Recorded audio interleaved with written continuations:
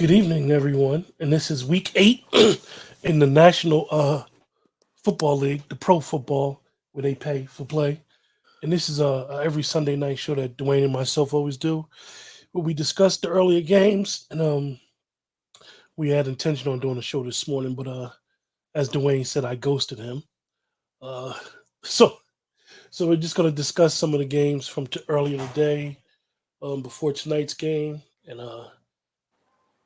what do you say, Dwayne? A lot of backup quarterbacks did well today. Think that's which the is good, overall thing. which is good news. But folks, I'm trying not to talk too loud, but I hope you can hear me. I didn't buy candy for the little kitties, and they keep ringing my bell. Happy Halloween! So Wayne, Yes. it's in the week 8. We always consider like week 8 to week 12 is where you see some crazy games, upsets, strange games, knockoffs. You be like, what the heck? A lot of It backup does it. quarterbacks. It kind of feels weird, right? Um, because man, we're in week what 8? There's 17 games this season, Yeah, so it yeah, feels weird. Uh, yeah. but Usually, you try to think of it by Thanksgiving. Then you'd be like, oh, that's the middle of the season. But the season actually is going by. Is going by fast, even though it's 17 weeks, and it's a lot of different, as we would say, storylines each week was going on with the season and mhm, interesting. So you were highly happy before we went live about Mike White and his performance for those Jets. And I know my buddy Reggie Anderson is very happy. He's a big Jet fan.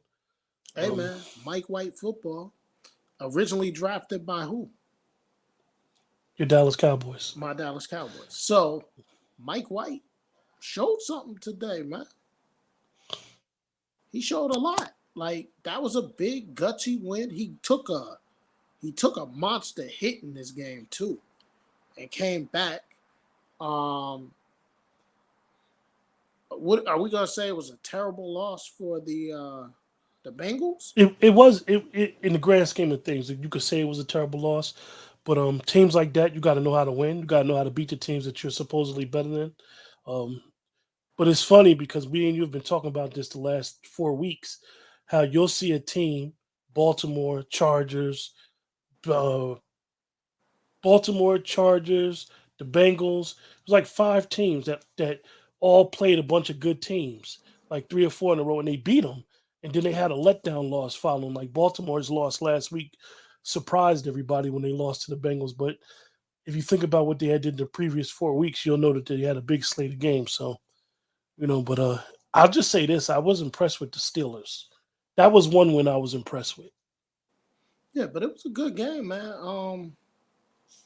Joe Burrow didn't play bad either. I mean, he was 21 to 34, 259, 3 touchdowns, 1 interception. The pick, it's a pick, right? But he threw the ball. It got batted by the defensive end, and the defensive end was able to secure it. So it wasn't like it was a bad throw into bad coverage. It was more of Hmm. a great um, play by Shaq Lawson. The thing that surprised me about this game is that the Bengals could not run the football in this game. 16 carries, 41 yards.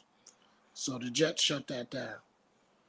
But what can you say about Mike White, man? 37 to 45 for 405.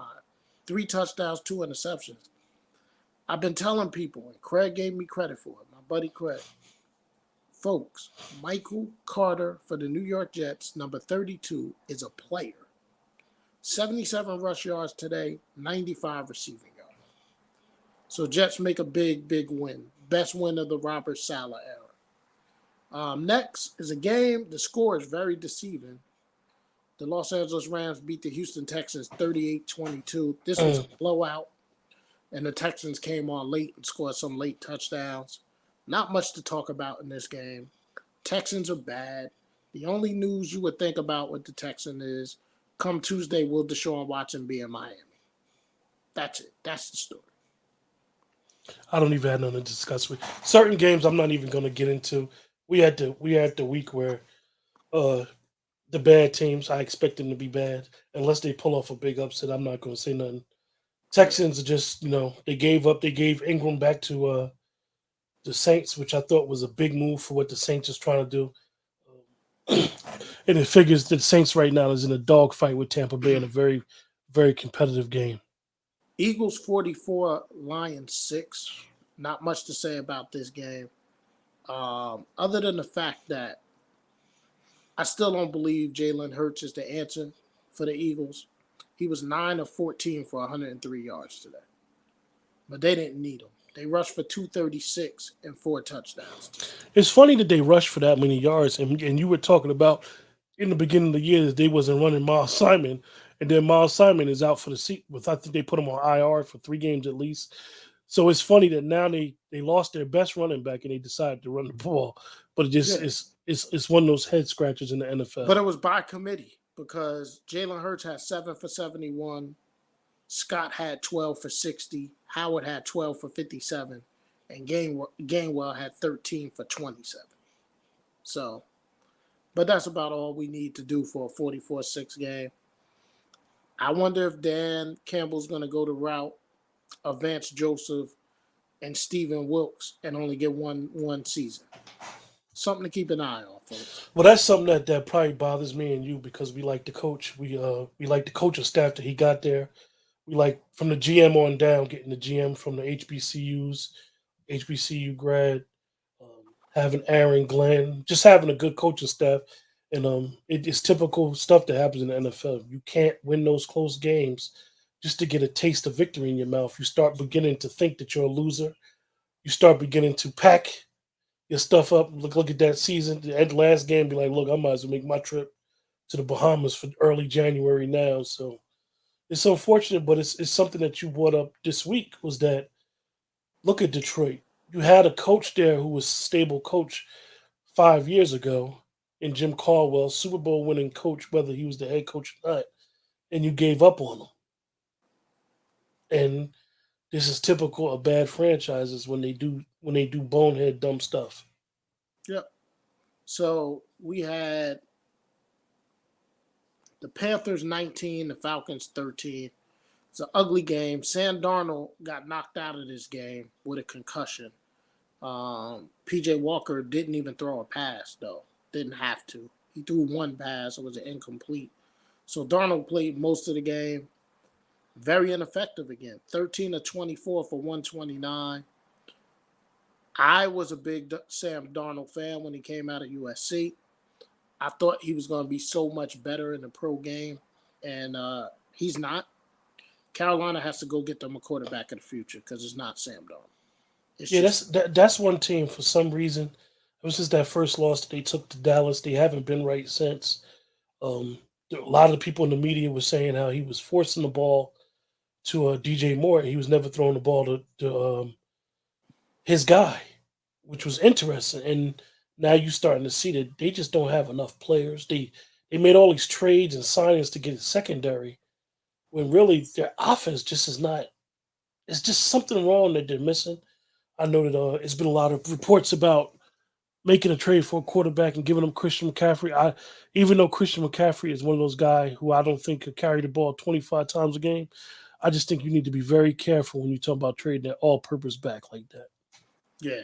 And Matt Ryan, not a great game today. 20 of 27 for 146, 1 touchdown, 2 interceptions. Oh, one little note. Shout out to Calvin Ridley, man. Calvin Who? Ridley, Oh yeah, Calvin yeah, stepped away from the team, yeah. said he wanted to get his personal life together, and we always talk about people going through certain things, definitely during the pandemic and a lot of stuff going on, and these athletes always have this stigma that they're supposed to be tough. Um, and I really commend Calvin Ridley for doing this, stepping away and figuring out what he needs to do for him, because these guys are human beings, and in some aspect they have a bigger burden on themselves because they may be the breadwinner for their families, and everybody has big eyes.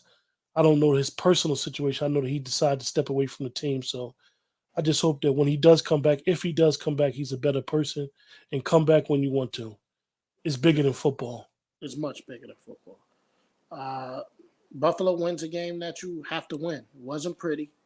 They moved to 5-2. The Dolphins, man, I'm shocked. 1-7, and if they can, they need to make the Deshaun Watson trade, even if he doesn't play.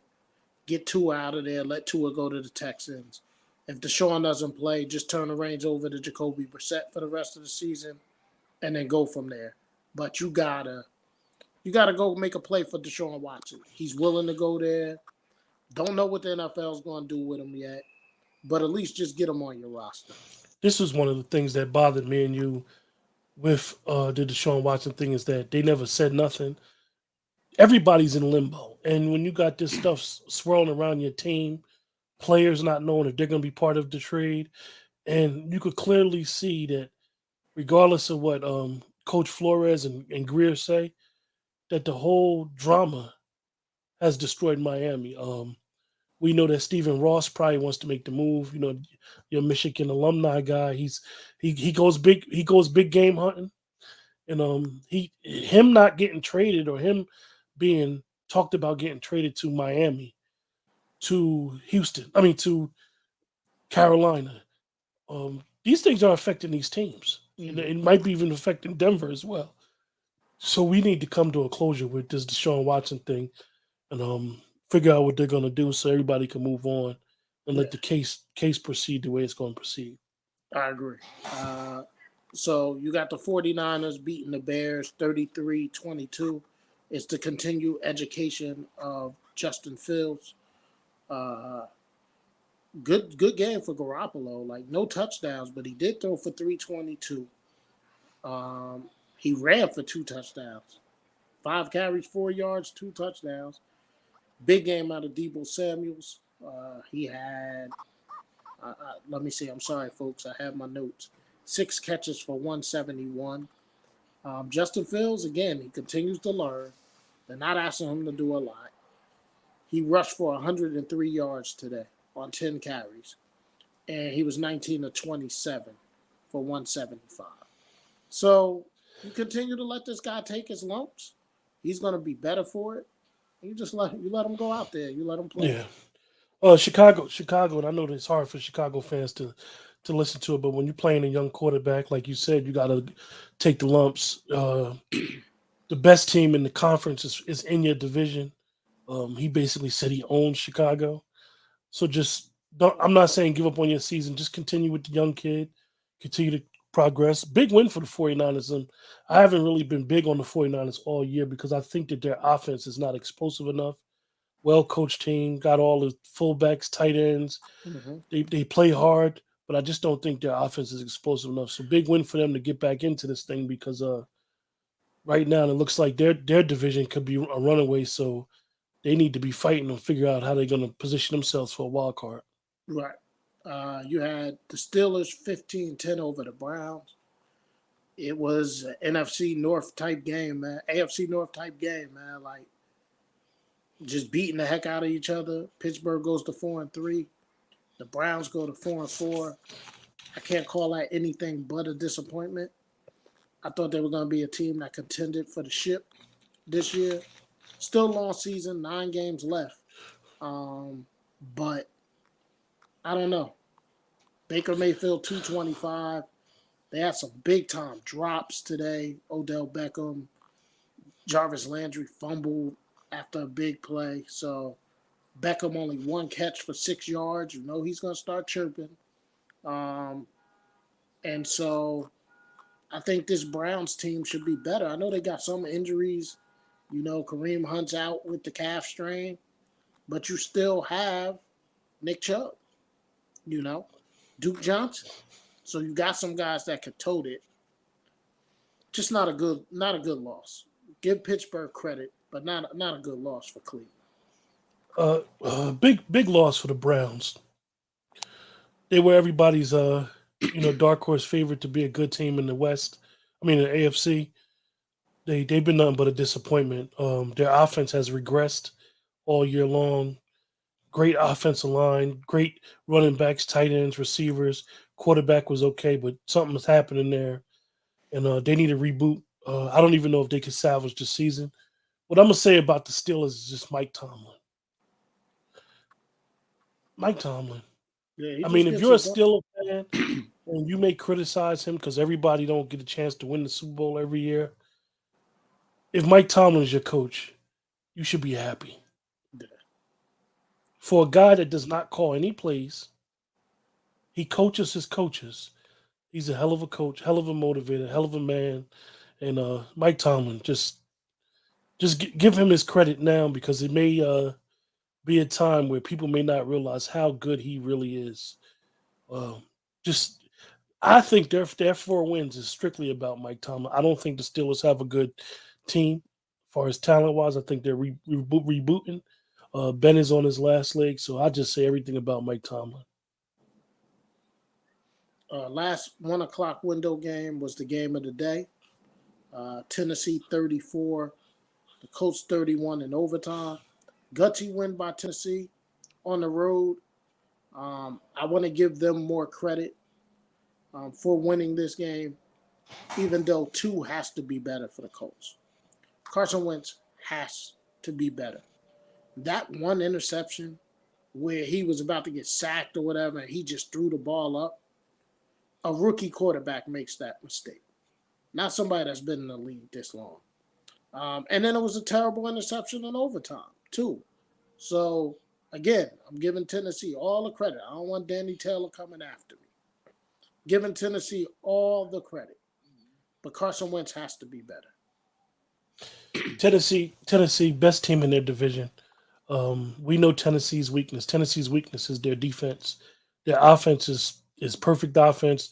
If they play the right way, run the ball, a lot of play action, they're going to be in games just on the fact of how good their offense is. Their defense is a little suspect, and one loss that may come back to bother them is going to be that Jet loss that they had in the beginning of the year. But Tennessee does what they do. The Colts, I don't know, man. Carson Wentz is funny because Carson Wentz had so much talent. You saw the talent pop off the screen, and it's just not there anymore. I haven't seen a guy go from as looking as talented as he was to looking as bad as he does. Like you said, he looks like a rookie out there. Looks scared. Looks like he's got happy feet. So moving right along. We got a couple of finals finally in the 4 o'clock window. Big win for New England on the road, beating the Chargers 27-24. Second loss of the year for the Chargers. They fall to 4-2. No, I don't think that's right. That can't be right. Either way, I don't think they updated the records on here. But anyway, bad loss for the Chargers. You can't lose to New England at home. You just can't do it. They're 4-3 now. It just updated. So they're 4-3. New England's 4-4. Justin Herbert had a 2-pick day. Not the best day for him. Mac Jones is a game manager. Nothing's flashy. 18 of 35 for 217. But Damian Harris ran the ball effectively. And that's what it is. Field goals. 1, 2, 3, 4 field goals from Nick Foles. An interception return for a touchdown. So the defensive special teams won this game. Not a good look for the Chargers. 4-3 now. Another team that I thought was on the rise. Again, they're young. They could still rebound from it. But Bill Belichick and the Patriots go into Los Angeles and get a win. I didn't watch this game. Didn't even care too much about it. I just hope that the people on the letter networks start criticizing some of these young hot shot coaches that they done anointed, saying they're the next best thing. Bill and Josh and Little Bill, they just do what they do. They're not going to never beat themselves. Patriots is never going to beat themselves. If you beat the Patriots, you're going to earn every win. You're going to earn every inch. And it's amazing that Mac Jones he's starting to get those wins. He's 4-4, and watch out, man. You start believing in yourself. You never know what can happen. Yeah. Big loss for the Chargers, though. Big loss. Seahawks, Jags, 31-7. That's all I got. All right, so we got 2 games still going on. One is getting very close. It's 17-10 Broncos, but the Washington football team have it 1st and 10 at the Broncos 24 with 18 seconds to go. The Bucks are leading the Saints 27-26 with 2:15 to go. It was a big 3rd and 5 that just happened, and the Bucks got called for a pass interference. So that moves the sticks for the Saints. So now the Saints have it 1st and 10, down 1 at the Tampa 28. So they're in field goal range. Yes, but you don't want to leave time for 12. So I would run this ball. I would not put this ball in the air with Trevor Siemian. Well, I'm gonna ask you a question. If you were Tampa Bay's defense, would you let him score the touchdown? Well, if If I'm they give Tampa it to Bay, at 2:36 and I got 3 timeouts in the 2-minute warning, I'm calling my timeouts now. I'm gonna make them run 2 plays before the 2-minute warning, which will leave me with 1 timeout and the 2-minute warning. That's what I would do. So it's 2:36 to go. Tampa Bay called their first timeout. So this is exciting. Hey, as Quentin said, today was a day for backups. PJ Walker played. Trevor Siemian's in this game right now for the Saints because Jameis Winston got hurt. Mike White played today. We said PJ Walker came in at one point. And tonight, Dak Prescott's inactive. So the Cowboys are going with Cooper Rush and Will Grier at quarterback. This is a league where your backup quarterbacks may have to win you a game. So we're going to see what Cooper Rush got. Oh, wow. The Saints let Trevor Siemian throw the ball on 2nd and 7. He completed a pass all the way to the 9-yard line. Sean Payton, man. It's going to be 1st and goal from the 9 with 2:27 to go. Do you let them score though, Dwayne? Because if I would. you let them Let them score, score, try to stop them on the 2-point conversion to give me time. and then you'll be able to go for the win. Now, here's what's interesting. They got the 1st and goal, right? The Bucks let it go to the 2-minute warning. So it's 2 minutes. The Bucks got 2 timeouts. 2 minutes, right? This is where I think Tampa may have messed up. Because it's going to be 1st and goal now with 2 timeouts. So if they run the ball 3 times, they're gonna have to let the clock run at least 1 time, and that's gonna get the clock to at least under a minute. Yes. We got a very interesting game here. A Tampa Bay loss, coupled with an Arizona loss. There's some big losses in here. So for my Dallas Cowboys, if you lose tonight with Cooper Rush at your quarterback, it don't hurt you that much.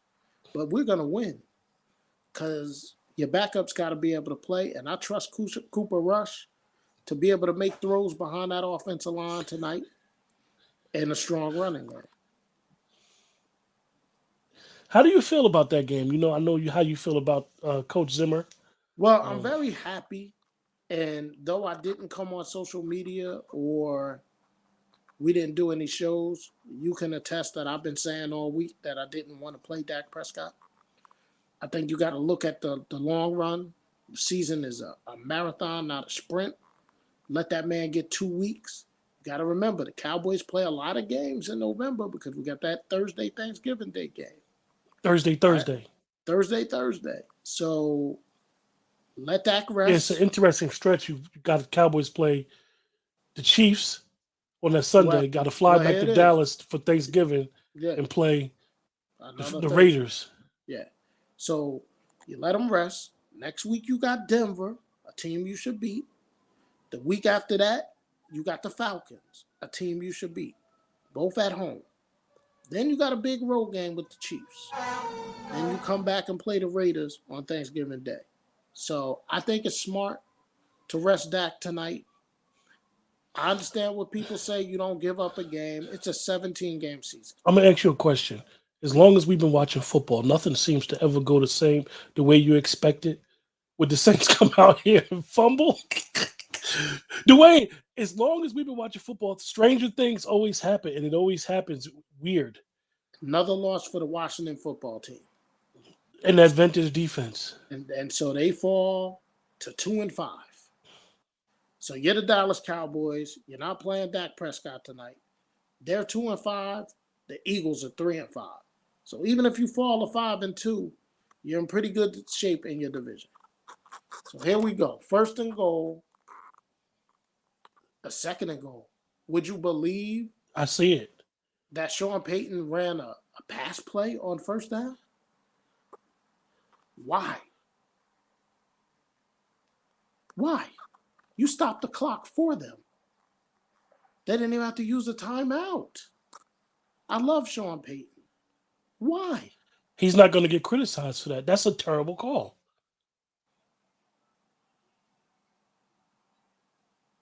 He's passing again. That's another incompletion. He threw the ball twice. You're only going to go up 2 points with a field goal, and you're going to leave Tom Brady time with 2 timeouts because you threw the ball on first and goal and you threw the ball on second and goal. It's fixed, folks. I'm trying to tell you, the fix is in. I've been watching football for a long darn time. There is no way you throw 2 passes there. And the Bucs ain't have to use neither one of their 2 remaining timeouts. Now you third and goal, you got to throw the ball, and you're probably going to throw a pick. This is crazy. They throw it on third down. It's short. So now it's going to be fourth down. Bucs is going to take a timeout. So you're going to kick this field goal, hopefully make it. You're putting them on a hash mark instead of running the ball up the middle of the field. You got Trevor Siemian at quarterback. Alvin Kamara almost fumbled. So Tampa uses his second timeout. Now you're going to kick a field goal, right? If you make the field goal, snap the kick, you're probably going to take 5 seconds off. So you're probably looking at like 139 left after the kick, maybe 140. The Bucs are going to have 1 timeout.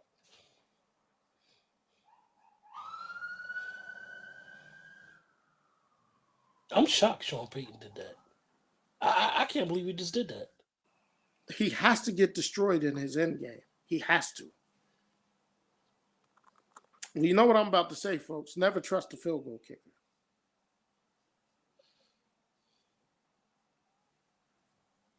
All right, he nailed it. So that only took 3 seconds off. I thought it would take 5. I thought it would go to 139. It goes to 141. Tom Brady only has to get in field goal range. He has 1 timeout.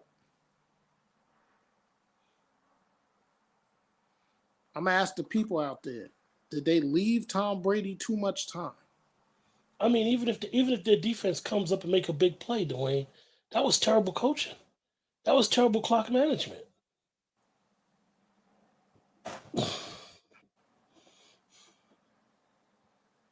We got to stay here, folks. We got to stay with this one.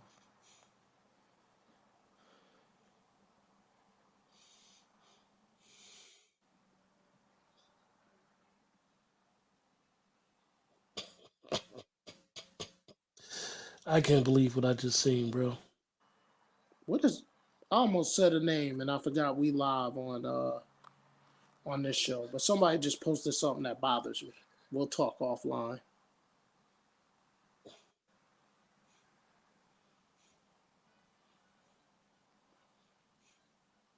Somebody's outside my window playing Najee, and it sounds good. All right, here we go, Quentin. We staying with this or no?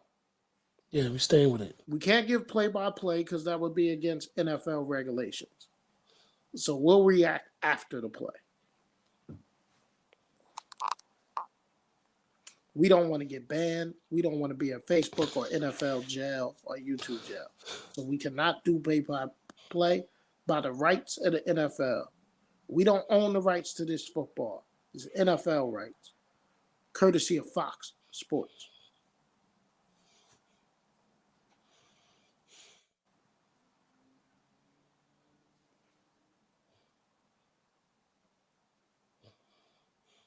Whoa. First down, TB12 almost made a mistake that he normally doesn't. I will say this. They allowed the DB to get handsy with Mike Evans there. It's a lot of bumping down the field past 5 yards. 2nd and 10. That's him and his buddy Lattimore. 2nd and 10 from the 25. Did Mike Evans had rabbit hands on that first play? Nah, he just missed him. There he is. He made the mistake he normally does not make. And he returned it for a touchdown. Ball game. Lattimore? No, 26. I can't see his name. PJ Williams. Terrible throw by Tom Brady. He got away with it on first down. I don't know what he was trying to do on 2nd down. And the New Orleans Saints, minus Jameis Winston, is going to beat the Bucs. The Bucs are going to fall. That defense saved Coach Payton's bacon. The Bucs are going to fall to 6-2. This is huge for the Dallas Cowboys. Because if they somehow win this game with Cooper Rush at quarterback and go to 6-1 instead of 5-2, watch out, folks. Where was he throwing the ball? I've never seen the fix is in. Tom Brady just threw a football game, folks. The safety never moved from where he was at. Never moved. Pre-snap. And he threw it right to the spot. He threw it right to him. Look, folks, glad you guys could join us. Little pregame stuff before me and Dwayne talk to each other. Please. Go ahead, sir. It's a PSA that my boy is allowing me to do right now. Right now, as Dwayne Lamont Morris gave you my full government, y'all know I love the Cowboys. Y'all know I love Michigan football. But right now, it's about those Union Farmers as we move into the playoffs, as we try to go for state championship number 12 in our illustrious history. It all starts Friday night at Harry R. Cook Jr. Memorial Field, 7 o'clock, against the Livingston Lancers. The 1 seed Union Farmers against the 8 seed Livingston Lancers. We're home all playoffs, baby. We keep winning. We're going to be at Harry R. Cook. Come out and support these kids. Come out, support the Farmers. Let's pack the barn. Yes, people, they call it the barn now. Don't get all crazy. Your cancel culture. No, it's called the barn, okay? Pack the barn. Let's go. With that, nothing else to say. Make sure you guys go support. The game is at 6:30 this week instead of 7 o'clock, the usual time. No, 7 o'clock. Oh, okay. They switched it back. Okay. No, 7 o'clock. Somebody messed up the time. 7 o'clock confirmed. Hey, get there at 6:30. Get you a good seat. Let's go Farmers. With that, everybody have a blessed week, and we'll see you guys next week.